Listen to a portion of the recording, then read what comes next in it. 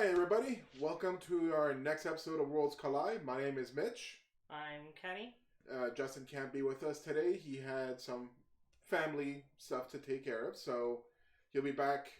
Well, are we doing the season finale? Are we doing another episode next week, or is I this? think today is the season finale, then we're going to take 2 weeks off and then come back starting back in January. So yeah, welcome to our season finale episode. Because holidays are fun times to try and schedule everyone. Indeed. Indeed. In today's episode, we're going to be talking about Killer Frost. We're going to be going over her publication history, talk about her appearances in media outside of comics, and wrap it up with some notable stories about her. So, on our way here, I asked you a few questions. So, how well do you know Killer Frost? I don't really know Killer Frost. I read a little bit online about her, but otherwise I haven't really looked into her history very much, and I haven't been following the Arrowverse show with her, so I'm a little out of it right now. That's fine. For any viewers out there, you probably know Killer Frost from the Flash show, Caitlin Snow, and how she's portrayed in the show is quite a bit different to how she's been portrayed over the years in the comics. So we're going to go over that. So, starting off with publication history, there's actually been 3 different Killer Frosts. The first one goes all the way back to 1978. Now, originally I thought Killer Frost was a Flash villain because, admittedly, I didn't read a lot of Flash. I didn't read a lot of Killer Frost, either. My main exposure to Killer Frost has been through the cartoons, through Justice League Unlimited, Young Justice, and usually when she's portrayed in there, she's either part of some kind of super villain group, or in Young Justice, she's facing against Green Arrow. So I don't know why I thought she might be a Flash villain. More like I should have thinking that she was a Arrow villain, but neither. She is a Firestorm villain. Now, okay. Question a lot of people might have. Question you might have is, who's Firestorm? Do you know have you ever heard of Firestorm? Firestorm was introduced. Viewers might know Firestorm from Arrow and from DC's Legends of Tomorrow. Firestorm is a superhero who is the fusion of two different people. You have Dr. Stein, who is an older scientific genius, and there was an experiment that failed. Well, some kind of experiment ends up fusing his atoms with that of a college football player named Ronnie, and when they fuse together, they become Firestorm.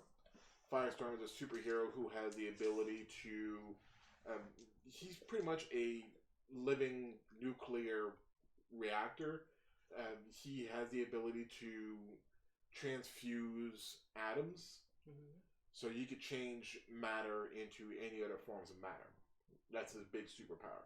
He's usually portrayed with like a flaming head, and he's got like the symbol of like famous molecules. I think it's one of the atoms. I forgot which atom it is, but he's got that on his chest as I think it's the symbol for fusion. Okay. Is on his chest as a symbol. Anyways, Killer Frost was a Firestorm villain. The first one was Crystal Frost. Really original, right?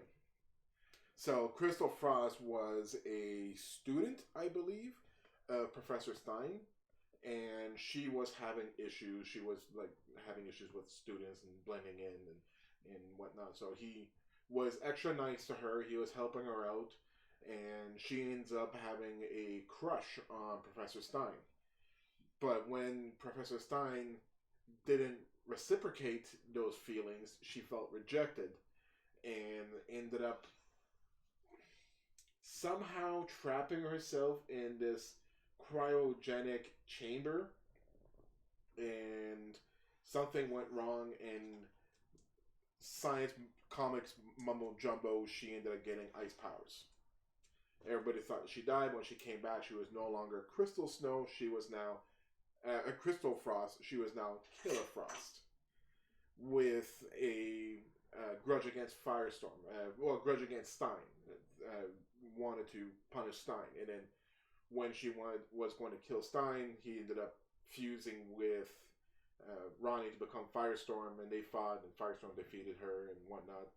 And it's funny how they defeated her, because most ice people, when we covered Iceman last week, Iceman has the ability to control heat. He could he could decrease the speed of molecules, of atoms, to reduce heat, to produce ice. So he has the ability to remove heat from anything. Killer Frost, her power is she feeds off of heat and converts it into cold. So Iceman, his weakness will be fire. You put him in like in a fire cage or whatever, that would be his weakness. But for Killer Frost, that would actually make her stronger. She would just feed off that fire and make her more powerful with her ice powers. If you really wanted to capture Killer Frost, you would actually encase her in an ice cage where there is no heat for her to feed off of. And that's what Firestorm ended up doing to defeat her. When I read that, I thought that was interesting, because you wouldn't think you would encase a ice villain in ice. Yeah. You'd think they'd be at home. But no, not for Killer Frost.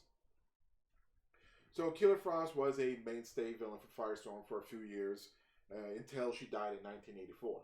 How she died in 1984 was she ended up contracting, I think she got cancer or some kind of disease. She was dying. And Firestorm offered himself to save her. So he wanted her to take his power, because he's a reactor. He wanted her to absorb his heat, his life essence, to cure herself, to help herself. So she ends up kissing him and absorbing his powers, but his powers was too much for her, and she ended up exploding. Yeah. So Firestorm tried to help her and ends up killing her by accident. Sometimes helping can be a little hard like that. Yeah. Lesson learned? Maybe just try and temper the power. Yeah. So, after she died, the next Killer Frost her name was Louise Lincoln. And Louise Lincoln was actually a protege of Crystal Frost and a close friend of Crystal Frost. So when Crystal died, Louise blamed Firestorm for her death. So she purposefully put herself in the same experiment that turned Crystal Frost into Killer Frost, to turn herself into the new Killer Frost, to continue Crystal's work, and to continue the rivalry against Firestorm. And then Louise continued to be Killer Frost all the way until modern times, like like the New 52. Until New 52. Yeah. So until 2011. So anybody who read any comics or watched any cartoons or animated movies that featured Killer Frost, odds are that Killer Frost was Louise Lincoln. As a matter of fact, we're going to jump a bit into her various appearances outside of comics, just to give you an idea. So I went through all of Killer Frost's appearances outside of the media. And so you have her appearances in Justice League and Justice League Unlimited. Those were all Louise Lincoln as Killer Frost. Okay. In Young Justice, the one who fights Green Arrow and ends up teaming up with all the other ice villains, that was actually Crystal Frost, the original Killer Frost. You could tell by the way they dressed. So Crystal Frost was dressed more elegantly with pearls and whatnot. It almost looks like she's wearing a dress. Actually, she normally is wearing a dress. Whereas Louise Lincoln was more of like a bodysuit. Okay. And then in Batman Brave and the Bold, it was once again Louise Lincoln. And then in the Arrowverse, and we'll get to this one in a second, is Caitlin Snow. Once again, really original name, right? We'll get to original names. But then, okay, so there's also the animated movie Batman, Superman, Public Enemies. In there, there's an appearance of Killer Frost. That's Louise Lincoln. And in Batman Assault on Arkham, where it's a movie of the Suicide Squad, in there it's Killer Frost and it's Louise Lincoln once again as Killer Frost. And then in the Injustice video games, the first Injustice, Gods Among Us, one of the playable characters is Killer Frost. Once again, that's Louise Lincoln. So, Caitlin Snow, the Caitlin Snow version of Killer Frost, has only made appearance outside of comics in the Arrowverse shows. Other than that, it's always been either Louise Lincoln or Crystal Frost. Most commonly, Louise Lincoln, because she is the one that's most commonly known by anybody who read comics from the 80s all the way until 2011. Yeah. When I was looking around, I heard something about Louise Wilson, where so Lois had a hit out on her and was kidnapped by Solomon Grundy, and Louise went and got Lois back, but then tied her to a train track, gagged, trying to get the money from the mob herself. Yeah, doesn't that remind you of like a Popeye cartoon or something? It's just like the villain 101 tied a damsel in distress on the train tracks. But that also brings up another question: what does Solomon Grundy care about money? It's just. I read that too. I'm like, okay, Solomon Grundy had Lois Lane, and there was some kind of ransom for Lois Lane. Why does Solomon Grundy care? He's a zombie, like a very mindless zombie. I don't know. Yeah, but anyways, yeah. So Killer Frost ends up saving Lois Lane just to tie her up to a train track so that she could get the money for Lois Lane, and then ends up getting defeated by Superman. Yeah. However, that story continues though, because Killer Frost ends up somehow infecting Superman with her ice powers, and having the ice inside of him, she was somehow able to control Superman. So she ends up using her ice-controlled Superman to try to take over the world. Once again, villain 101, right? Very creative. Anyways, she ended up taking over most of the Justice League with her ice powers to control people. This is the only time she's ever shown this ability, too. But they found a way to melt Superman and getting him free from the ice control, and then they end up defeating Killer Frost. I think it was Firestorm. Firestorm ends up melting Superman to get rid of the ice, and then once he got rid of all the ice, he'll defeat Killer Frost. Superman absorbs solar radiation on a constant basis. You would think he wouldn't be frozen for very long, and you wouldn't think she would control him for very long. Especially since, like, I mean, if she kept him in dark corridors, maybe. I guess. But as soon as he steps outside in, like, bright sunlight, you'd figure the power from the sun that he gets would just override it. Yeah, you'd think. Once again, not the best writing. Comic logic. Yeah. Yeah. So what other notes did I write about Louise Lincoln? Because like I said, she is the one that was the most prominent. So she was the first Killer Frost to be a member of the Suicide Squad. And apparently she sold her soul to Neron to increase her powers. Neron is a demon who was also featured in DC's Legends of Tomorrow. And he's pretty much like, he's one of the big top demons in the DC universe. Okay. Yeah, kind of like a Mephisto kind of idea. Okay. And then,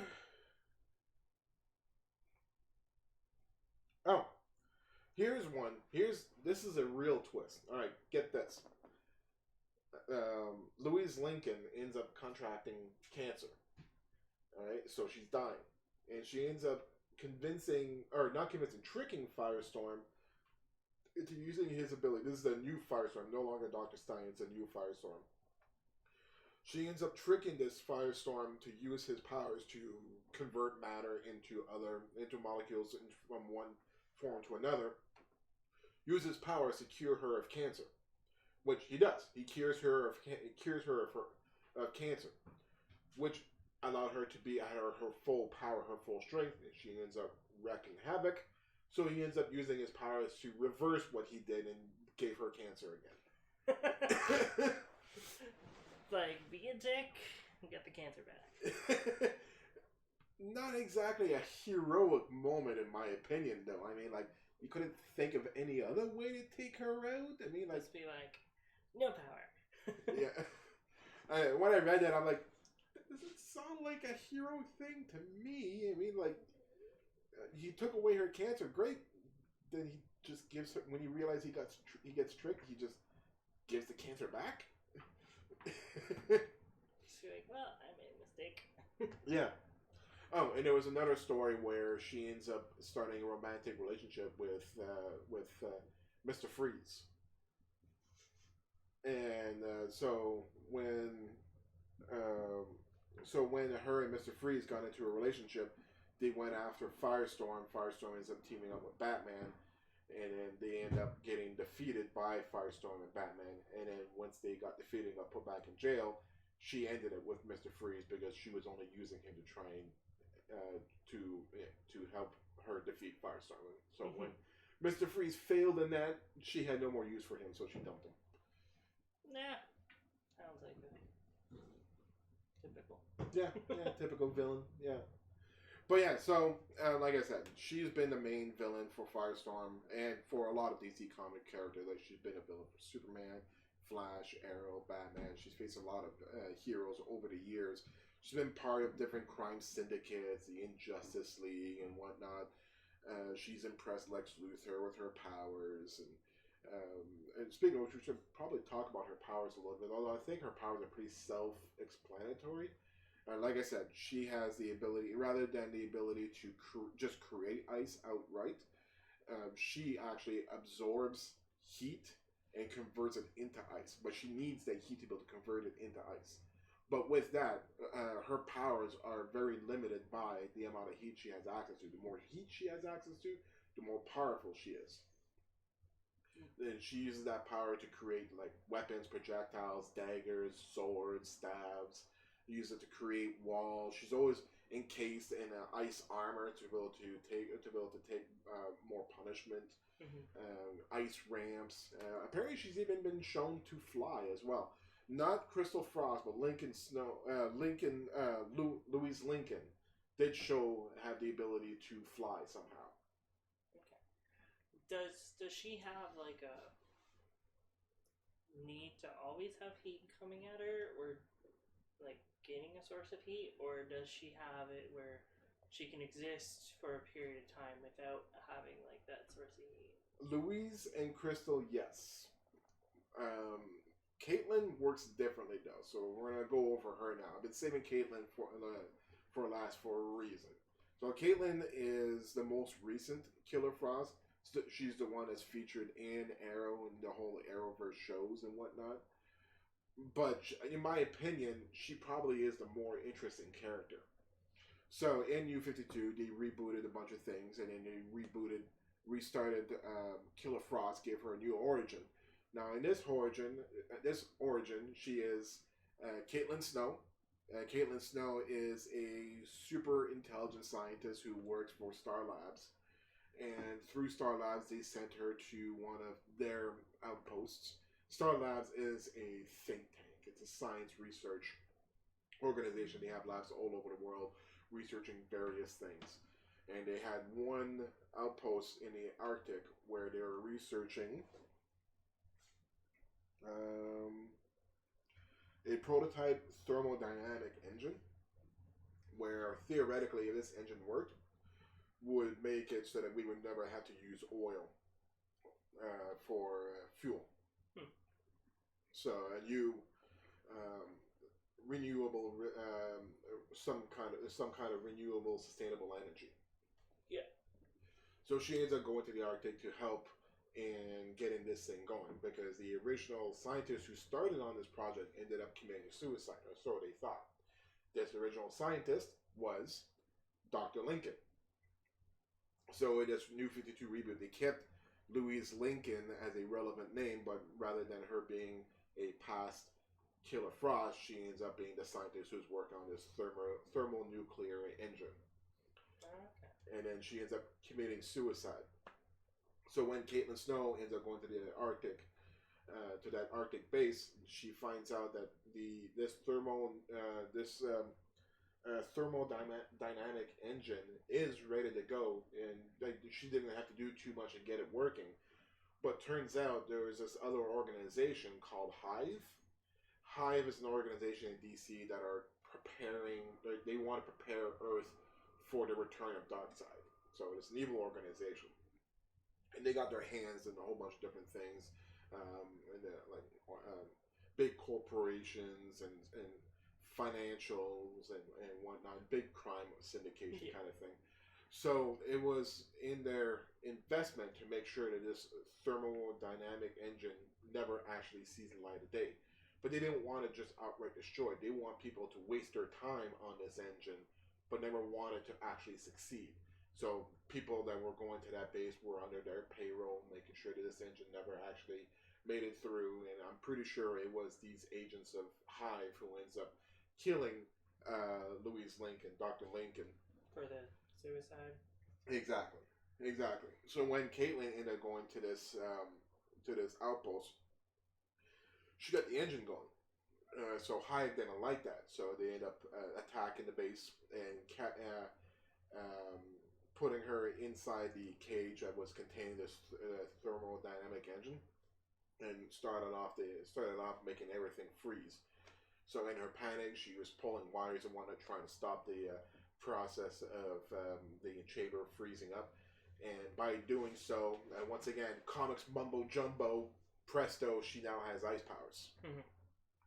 She comes out and she's all encased in ice and whatnot, and she has this uncontrollable hunger for heat.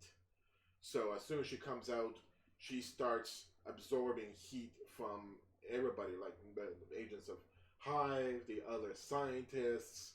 She just needed to feed off of everybody's body heat. So she becomes kind of like a heat vampire, where she touches people and they die because she sucks all the heat out of them to feed herself.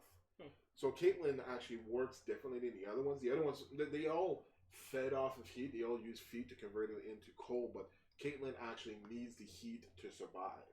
She is a heat vampire. So if you were to put her in a situation where there was zero heat, you would actually kill her. That's right. So if you wanted to keep her contained, you'd have to put her in a source of zero heat, but provide just a little bit of source. That's right. Keep her alive. That's right. And she has this she has that vampire uncontrollable hunger. I'm sure she could go on for days and days, like a vampire can go for days and weeks or maybe even months without feeding, but as they go, the hunger gets stronger and they get weaker and weaker. Same idea with Caitlin. She could go on for weeks and months without feeding off of the life essence of another human being, but her hunger will keep on getting stronger and stronger, and she'll become weaker and weaker. And should probably slip That's right. to madness more, and probably not have as much power, obviously. Exactly. So that's why I find this one is much more interesting. I think there's much more of a dynamic to it. There's more to use to give a good story in that. Yeah. So, but not only that, but her personality is very much different. Unlike the other Killer Frosts, she's still a killer because she kills people to feed herself, to keep herself alive, but she's not inherently evil. Mm-hmm. So her origins was all told in a backstory kind of thing in Justice League of America, issue number 7.2, apparently. It was all when they were doing the New 52, retelling the stories and reboots and whatnot. And so yeah, they were doing the backstory of Caitlin Snow. and that's where you find out about all this stuff about Caitlyn's stuff. But really, what was going on in that story, that wasn't the main focus of that story. Yeah. The main focus of that story was a battle between Justice League and the Suicide Squad. So in this story, not to go too deep into this story, because I would be talking for hours. It's a pretty long story, but what happens in this one is Amanda Waller hires the Suicide Squad. And this Suicide Squad is effectively the exact same Suicide Squad that we had in the movie. So we had the Sorceress. Was that her name? The Sorceress? The Enchantress. It was Enchantress. It was Deadshot. It was Harley Quinn. It was Killer Croc. It was El Diablo. It was Katana. Boomerang, and Killer Frost. So the entire cast from the movie plus Killer Frost. Caitlin Snow, Killer Frost. So Amanda Waller ends up hiring them. She gets them to, what was the prime goal of it? I don't think it really matters.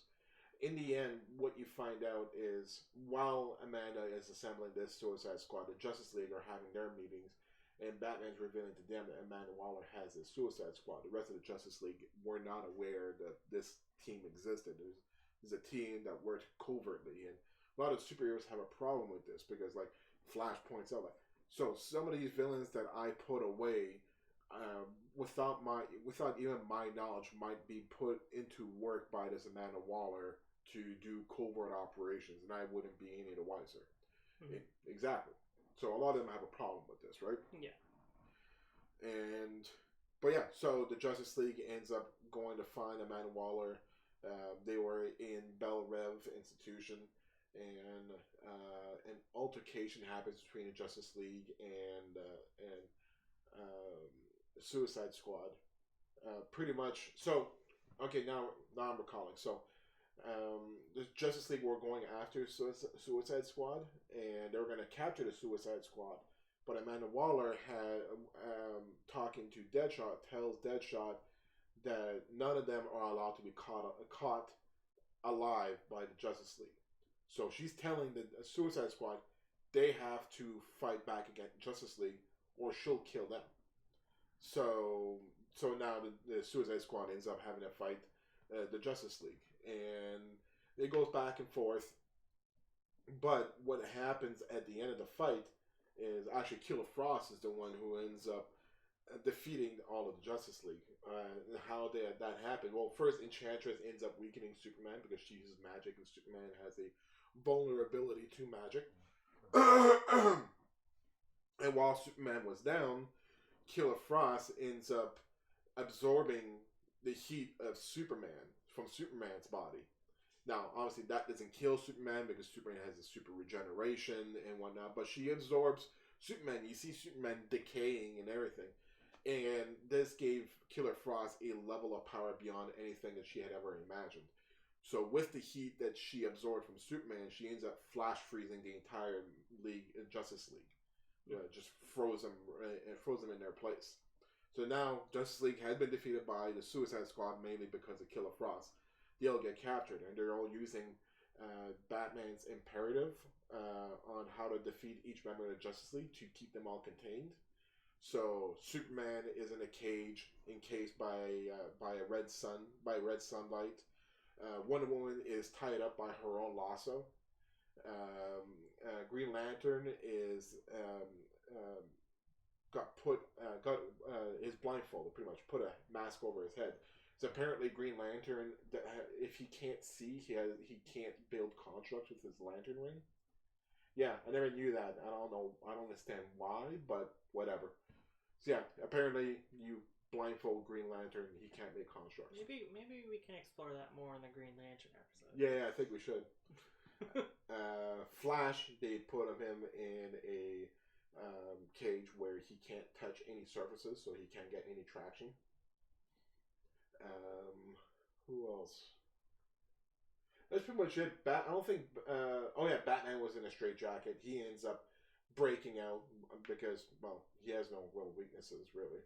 And he ends up confronting Amanda Waller, and then Amanda Waller ends up freeing all the Justice League and pretty much putting the Justice League with the Suicide Squad and telling everybody that she needs their help. She needs them to work together to save her. Because there's another team that's coming after her to kill her. They all laughed. Are you kidding me? Amanda Waller, the woman who treats people like shit, who abuses people, who uses information to get leverage over people. Like, Amanda Waller is a piece of shit. Yeah. And she wants the Justice League and the Suicide Squad to protect her from this other team that's going to kill her. This other team is the original Suicide Squad. Alright, so this original Suicide Squad is all being led by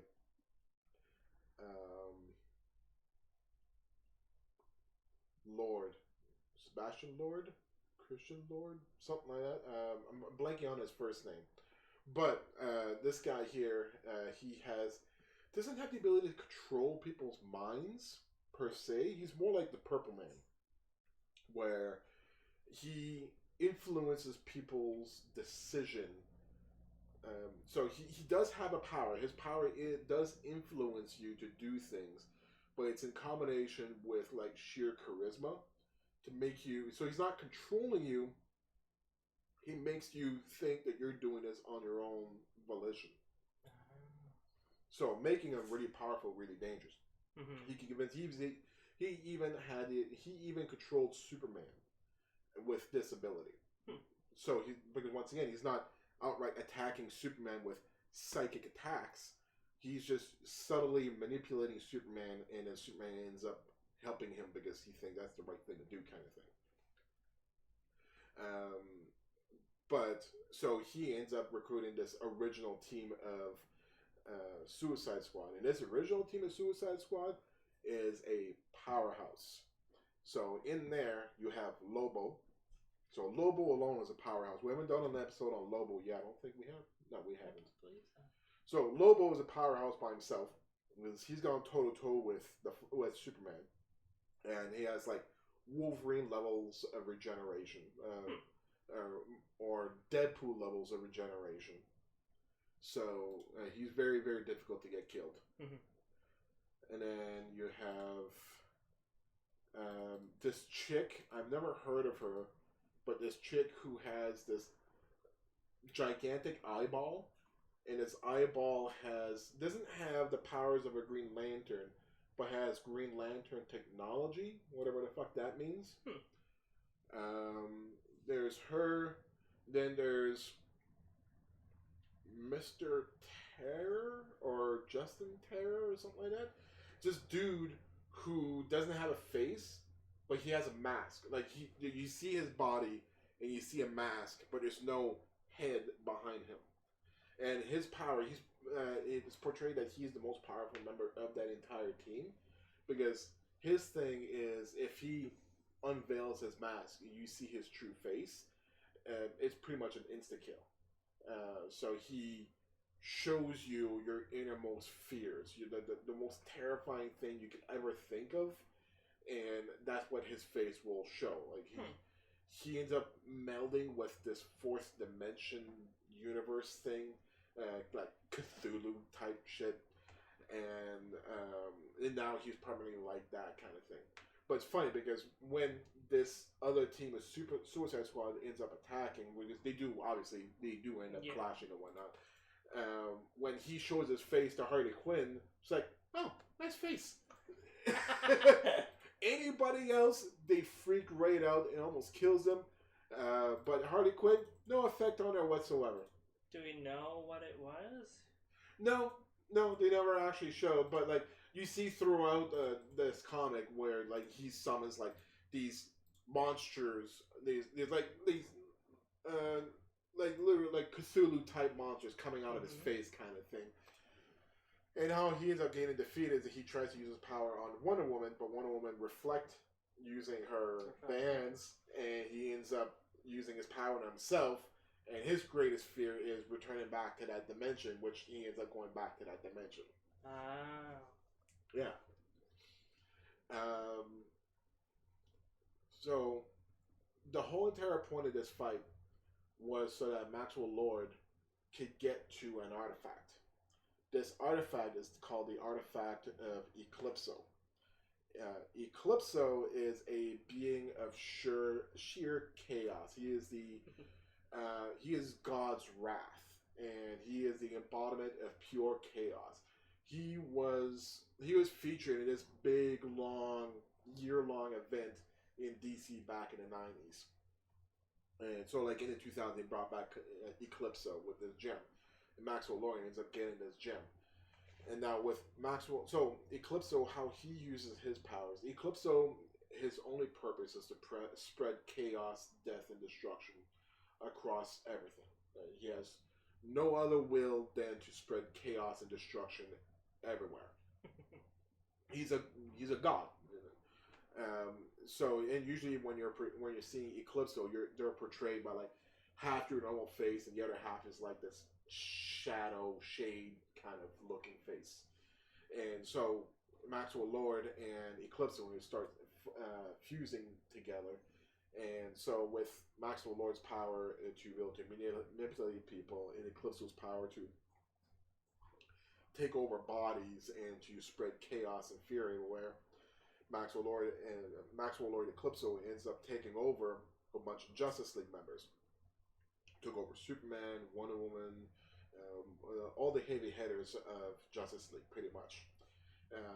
And all in like minutes after Eclipso took over these people, Superman took over the White House. Aquaman ends up closing off the borders to the United States, so like the ocean borders.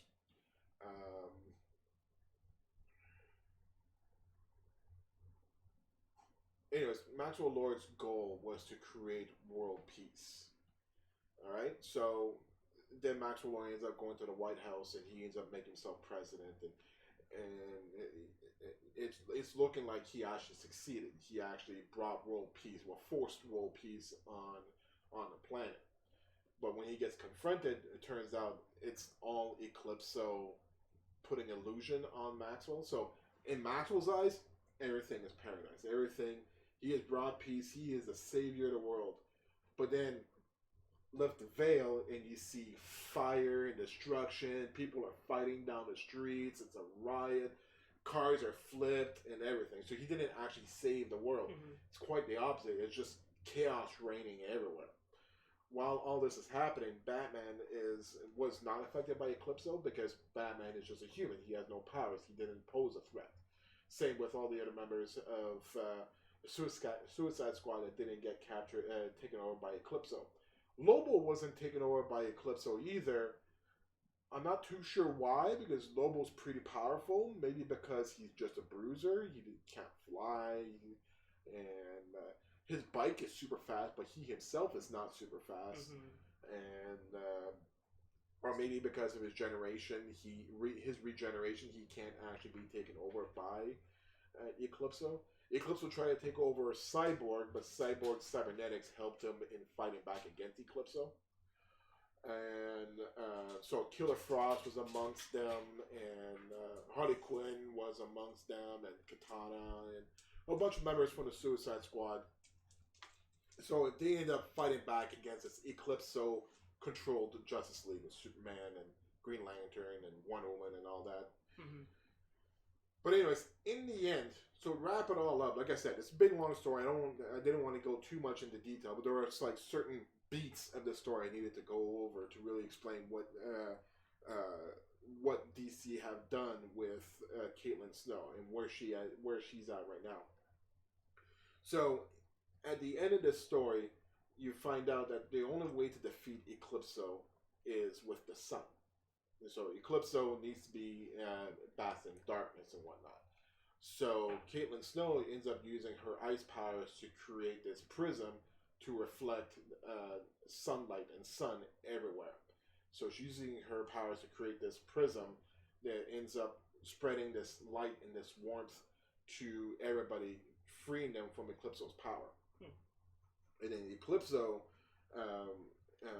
But Batman wanted her to continue to keep it up. Like, she saved a bunch of people, but they need to amp it up. They need to make this prison bigger and more powerful to be able to, first of all, defeat Eclipso and to cure everybody. And she's running out of power. She's running out of juice. And Batman tells her, use my life energy. And she's like, but that's going to kill you.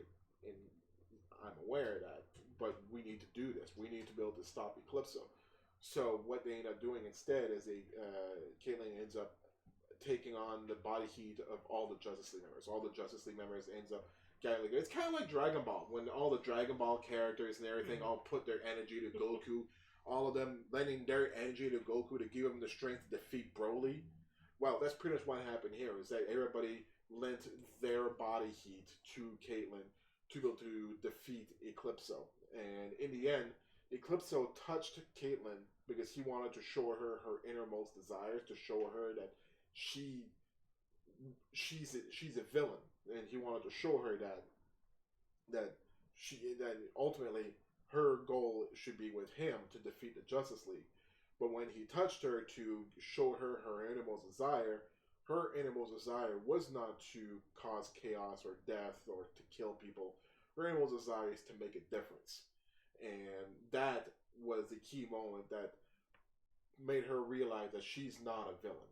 And that's what made Batman and all the Justice League members realize that this Killer Frost is not a villain. So, one final push, Caitlin ends up defeating Eclipso. So now, Caitlin goes back to Belle Rev, because she's still part of Amanda Waller's Suicide Squad and whatnot. But Batman wants to make a petition to put Killer Frost as a member of the Justice League of America. So he goes to Amanda Waller and tells her that Killer Frost is not a villain. She doesn't belong in there. She doesn't belong underneath Amanda Waller. So Amanda Waller agrees that she'll give him Killer Frost.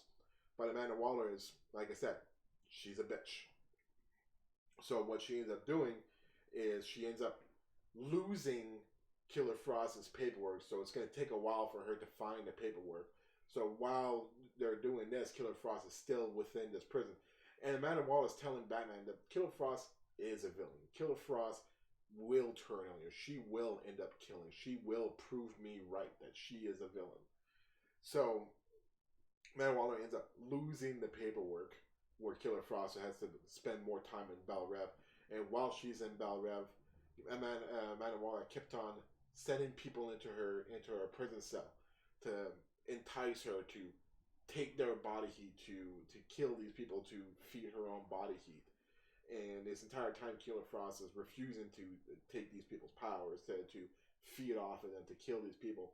She even sends a pyrokinetic into the same cell as her, for the sole purpose to how tempting that would be, like how tempting of a morsel that would be for Killer Frost, a pyrokinetic, right? Mm-hmm. But Killer Frost doesn't absorb any heat from anybody. She maintains her best behavior.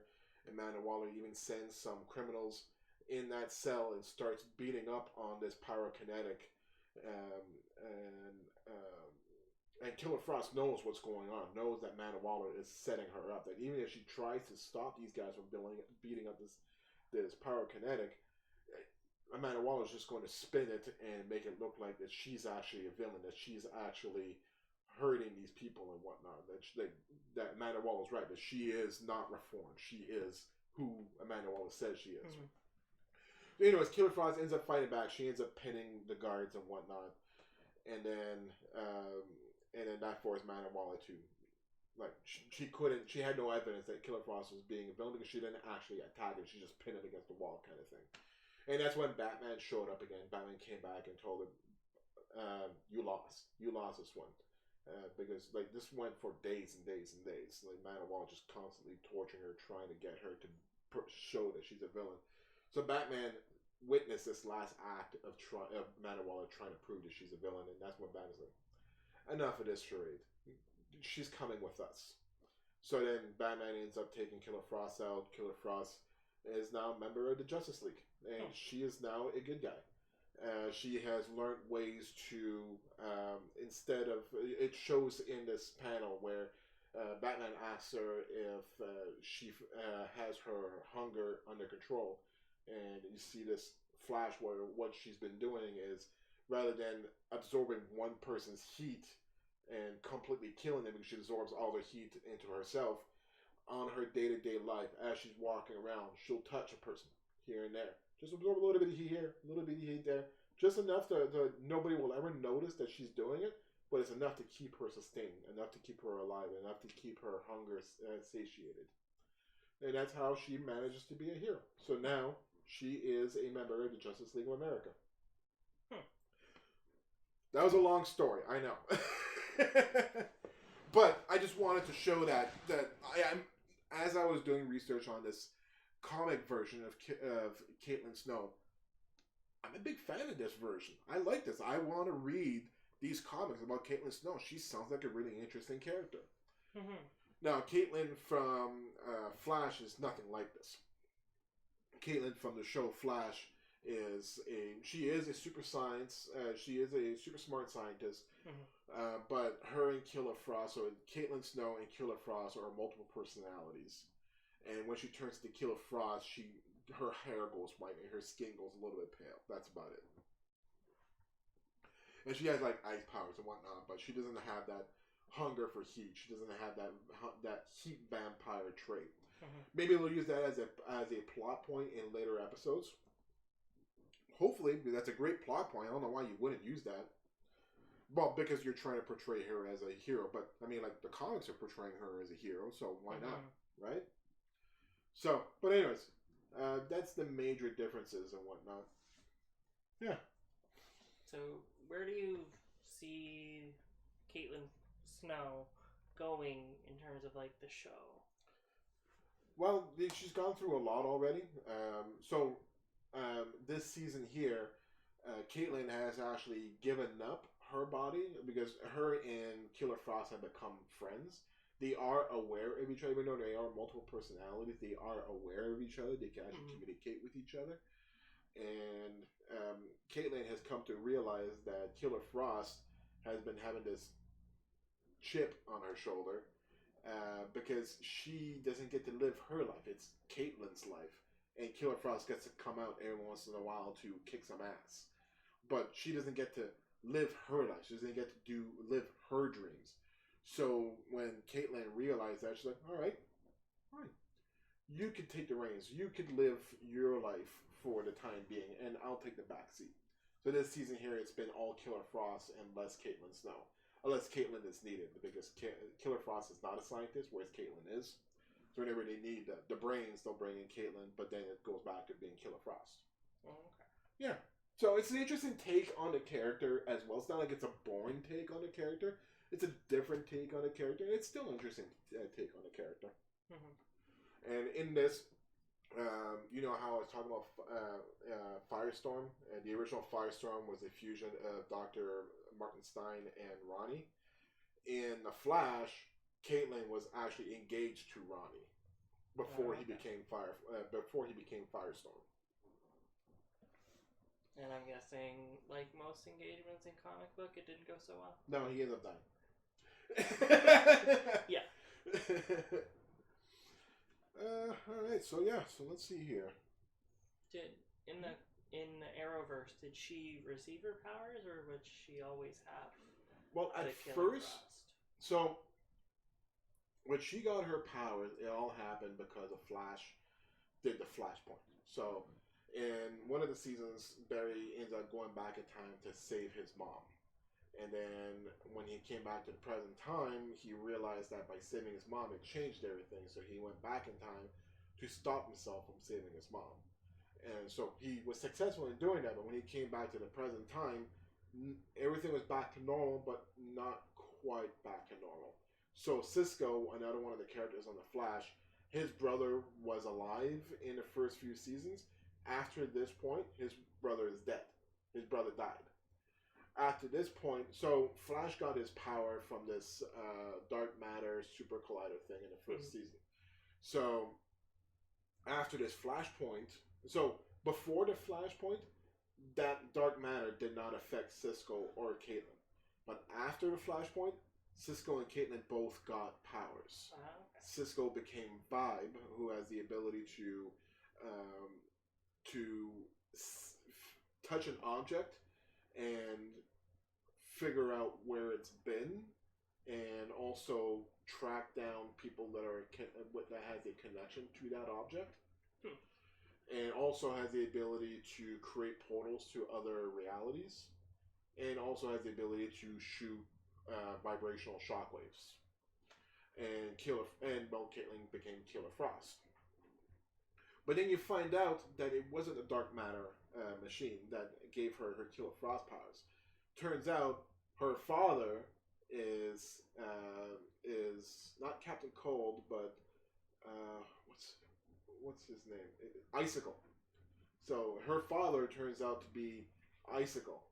So he was a scientist who was experimenting on ice powers, and he had a ice alter ego as well. And his alter ego was Icicle.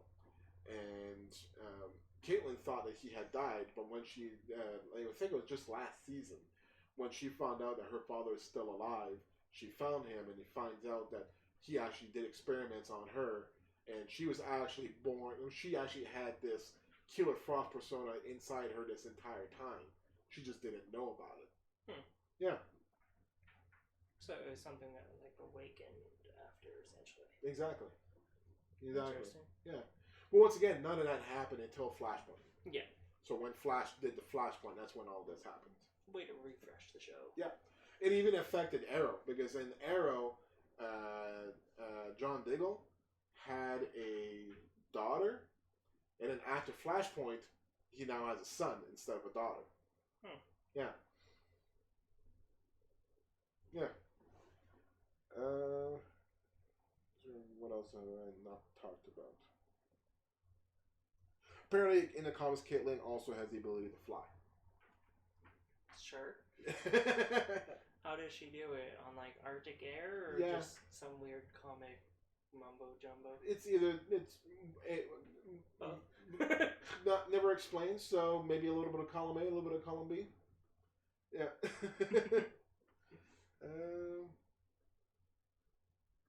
But yeah, so they have the ability. All the Killer Frosts have had the ability to create intense blizzards.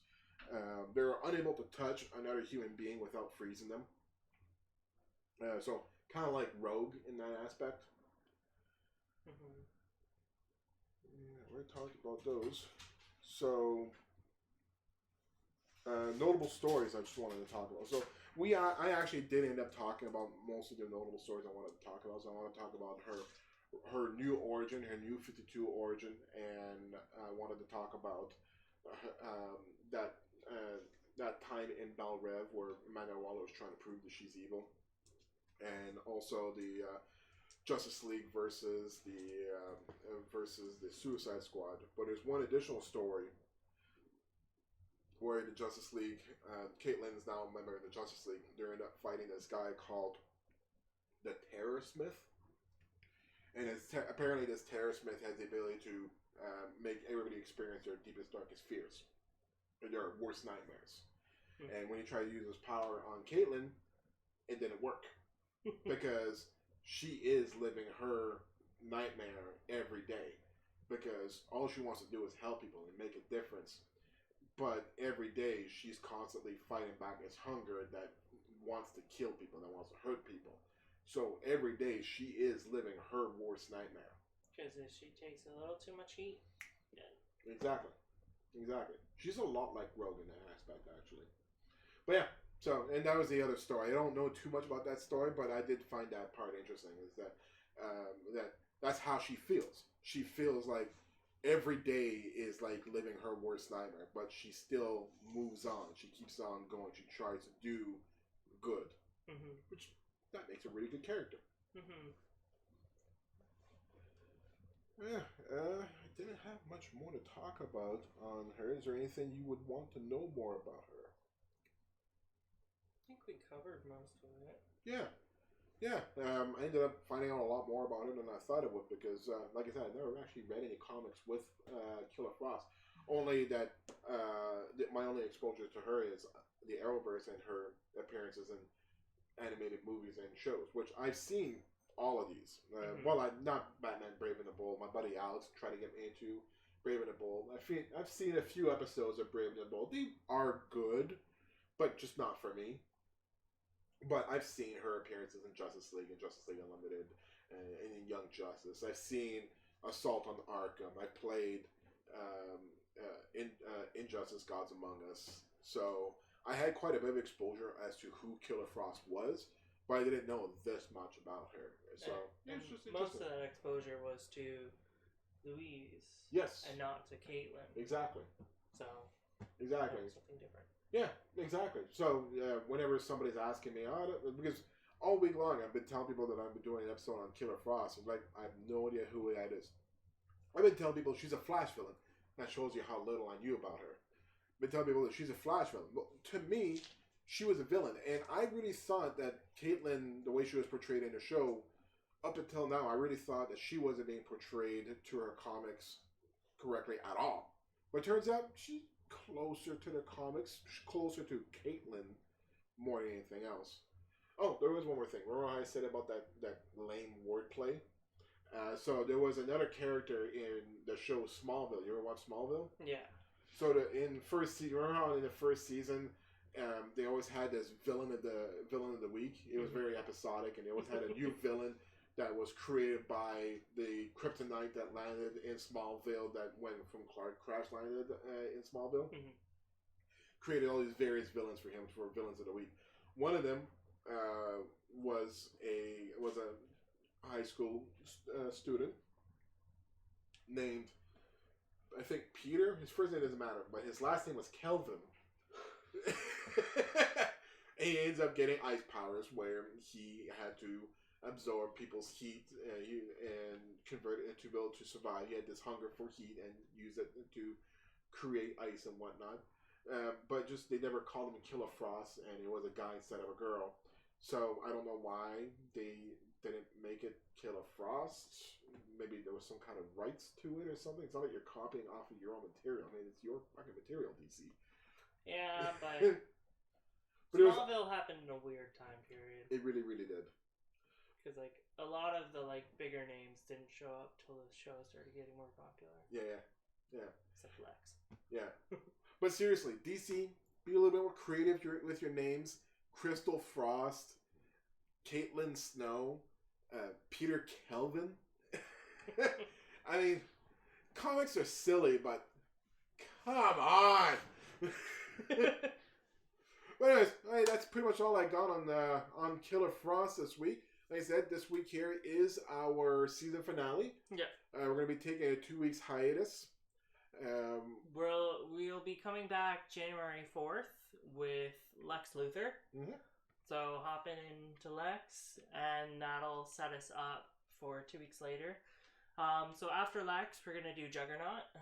And then after Juggernaut, we're hopefully going to do the Crisis on Infinite Earth, like the big Arrowverse crossover, / Superman 2.0, because the previous episode kind of got lost. So during the break, we will be having reruns up. All of our episodes should be up on Twitch and up on YouTube, so feel free to watch them there. We'll also be doing reruns, and we'll see you back January 4th with Lex Luthor. All right, thanks for tuning in, everybody. Yeah. I'm Mitch. Cheers. I'm Kenny. Thank you.